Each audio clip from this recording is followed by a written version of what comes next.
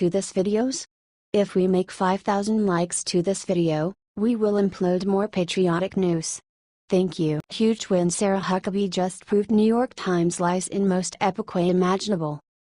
The New York Times thought they were such big dollar hit yesterday when they leaked a climate report that allegedly proves humans cause global warming. According to them, scientists were worried Trump would hide their report. There was one big problem with their BS claims. Enter Sarah Huckabee Sanders. Yesterday, she smashed the lying New York Times claims about their leaked report by revealing the one thing they didn't want anyone to see. Sarah Huckabee revealed the article leaked to the New York Times was actually a publicly available draft. Huckabee told a gaggle of White House reporters on Tuesday afternoon, "It's very disappointing, yet entirely predictable to learn the New York Times would write off a draft report without first verifying its contents with the White House or any of the federal agencies directly involved with climate and environmental policy. As others have pointed out, and the New York Times should have noticed, drafts of this report have been published and made widely available online months ago during the public comment period. The White House will withhold comment on any draft report before its scheduled release date. Damn Sarah. You go get him. The White House is not gonna even comment until after the official release date for the report." So, not only was the leaked document something anyone could have accessed publicly, but it was not even finished. Oh, and to make it even better, one of the people who worked on the report tweeted out, "See what I mean?" So, there you have it. The New York Times was so intent on being heroes instead of journalists that they published a document claiming it was leaked from 13 federal agency scientists and didn't even bother to confirm. Sad. Do you think these journalists have abused their First Amendment rights? Comment your answer and share this out with everyone.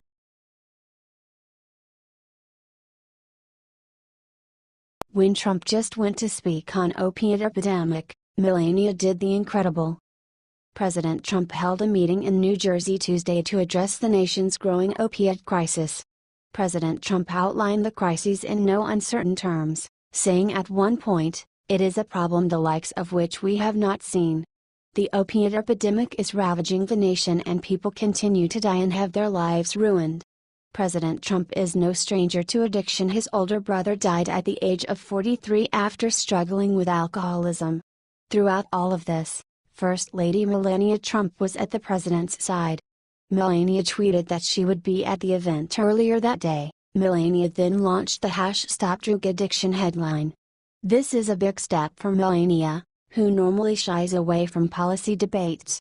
The move is reminiscent of Nancy Reagan, who publicly advocated the Just Say No campaign meant to combat the crack epidemic. Melania was next to her husband throughout the meeting, providing him support the entire time. President Trump gave a great talk about this serious issue. Check out this short clip here. Throughout the speech, the president made one thing abundantly clear: we will fight this deadly epidemic and the United States will win. This drug crisis is tough and has so far ruined countless lives. President Trump is tough too though. If anyone can put the brakes on this awful epidemic, it's him, and it's great to see Melania will be fighting right alongside him. H/T Daily Mail.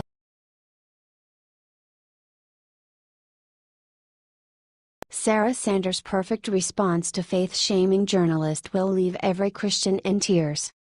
Sarah Huckabee Sanders is famous for sticking up for President Trump against the media during her daily press briefings. She's known for her spunk, wit, and composure as she fields difficult questions from a host of journalists. Fewer people know that before each briefing she reads a devotion and says a prayer.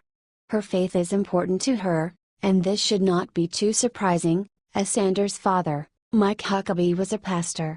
This was news to the New York Times, however, which ran this curious headline: "The New York Times evidently could not understand her faith and hinted at some hypocrisy on her part, saying Sanders is an unlikely public face for Minister Trump, a twice-divorced connoisseur of grievance."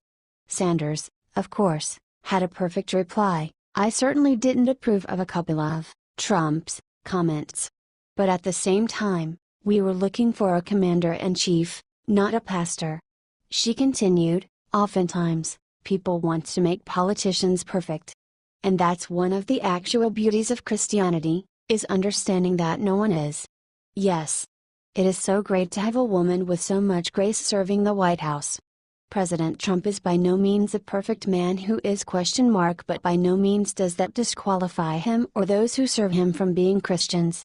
Sarah Huckabee Sanders again showed class and tact against media skepticism. Share if you love having her as President Trump's press secretary. H/T New York Times.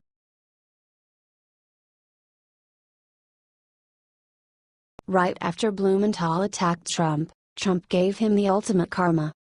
President Trump accused Senator Richard Blumenthal, D. Connecticut, this morning of lying about his military service. Then he hit him even harder this afternoon. I think Senator Blumenthal should take a nice long vacation in Vietnam, where he lied about his service, so he can at least say he was there, Trump tweeted. Trump is fricking brutal. Trump is speaking about the fact that Sen. Blumenthal admitted that he didn't serve during the Vietnam War. He was only a reservist. Here is the interview that caused Trump to resist on Twitter. This morning, Trump accused Blumenthal of being a phony Vietnam con artist. This attack came after Blumenthal whined to CNN that he was concerned that the Department of Justice is weaponizing laws after they threatened to crack down on leaks. Blumenthal said this to Trump this morning. Blumenthal fired back after the first tweet, writing, "Mr. President, your bullying hasn't worked before and it won't work now. No one is above the law.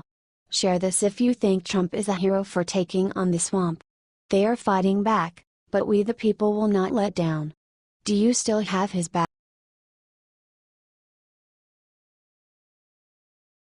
Time to go home. Mitch McConnell doesn't want this interview getting out, it'll ruin him. Senator Mitch McConnell gave a speech at a Rotary Club meeting in Kentucky on Monday where he tried to explain away the legislative Republicans' failures to repeal and replace Obamacare, something they had been promising for 7 years. McConnell's excuse was as pathetic as you would expect. It wasn't the Republicans who failed, it was President Trump for having excessive expectations. In fact, McConnell even said he finds Republican criticism of his failure extremely irritating. Here is Mitch McConnell's lame speech after failing to pass Obamacare repeal. His statement reads in full, "I'd ask for a show of hands, but I know everybody's saying, 'Been there, haven't done anything,' which I find extremely irritating, and I'm going to tell you why. Congress goes on for 2 years. Part of the reason I think that the storyline is that we haven't done much is because, in part, the president and others have set these early timelines about things need to be done by a certain point." He continues, "Our new president, of course, has not been in this line of work before, and I think had excessive expectations about how quickly things happen in the democratic process." What? Since when do you blame someone else when you can't deliver? McConnell is being absolutely ridiculous, and he just proves exactly why we need President Trump. Our president is a businessman. He doesn't like to waste time and money, and he wants to serve the American people. The old way, McConnell's way of doing things, making promises, waiting around, accomplishing nothing, is precisely why we the people hired President Trump to shake things up. The American people have high expectations, and the president wants to fulfill them. McConnell can either accept that or step aside. Either way, it seems that now he understands that the status quo is no good anymore. Share if you're tired of establishment politicians and their lame excuses. These people need start working again. H/T The Washington Times.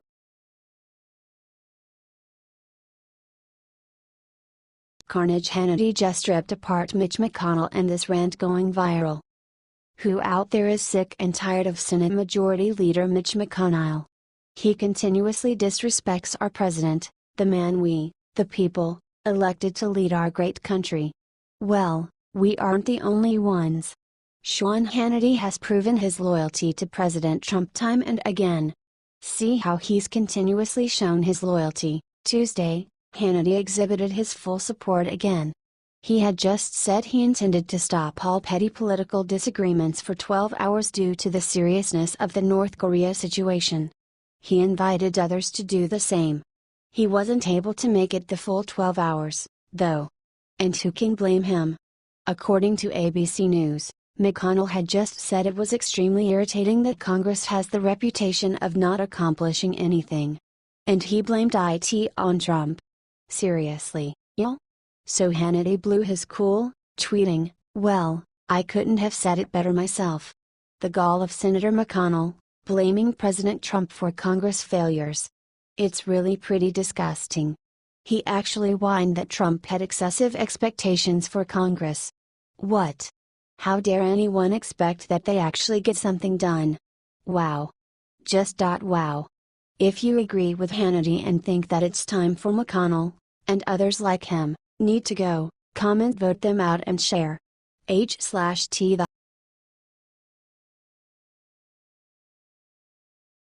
Later loser Mitch McConnell just said one thing about Trump that will end his career. It really just blows my mind sometimes, y'all. You think there is nothing else that Mitch McConnell could do to embarrass himself at this point? Not during a break and after the Obamacare repeal disaster. Wrong. McConnell decided to give a speech to a bunch of Kentucky donors where he revealed how he thinks it's actually Trump's fault he failed in Congress. McConnell blamed the Obamacare failure on Trump, expecting Congress to do too much work. Mitch McConnell told the crowd of donors at the Florence Rotary Club in Kentucky, "Now our new president has, of course, not been in this line of work before, and I think has excessive expectations about how quickly things happen in the democratic process. And so, part of the reason I think people feel like we're underperforming is because too many artificial deadlines unrelated to the reality and the complexity of legislature may not have been fully understood. And so what I'm asking of you is to judge this Congress when it finishes. And so, part of the reason I think people feel like we're underperforming is because too many artificial deadlines unrelated to the reality and the complexity of legislature may not have been fully understood. And so what I'm asking of you is to judge this Congress when it finishes." Hey, I'm gonna do Mitch McConnell a big favor right here. Let me tell Congress why people feel like y'all are underperforming. Congress has been so clogged up and ineffective for decades now that America has lost all faith in it as a governing body. That's what really happened. Look, maybe it's time for Mitch to go. What do you all think?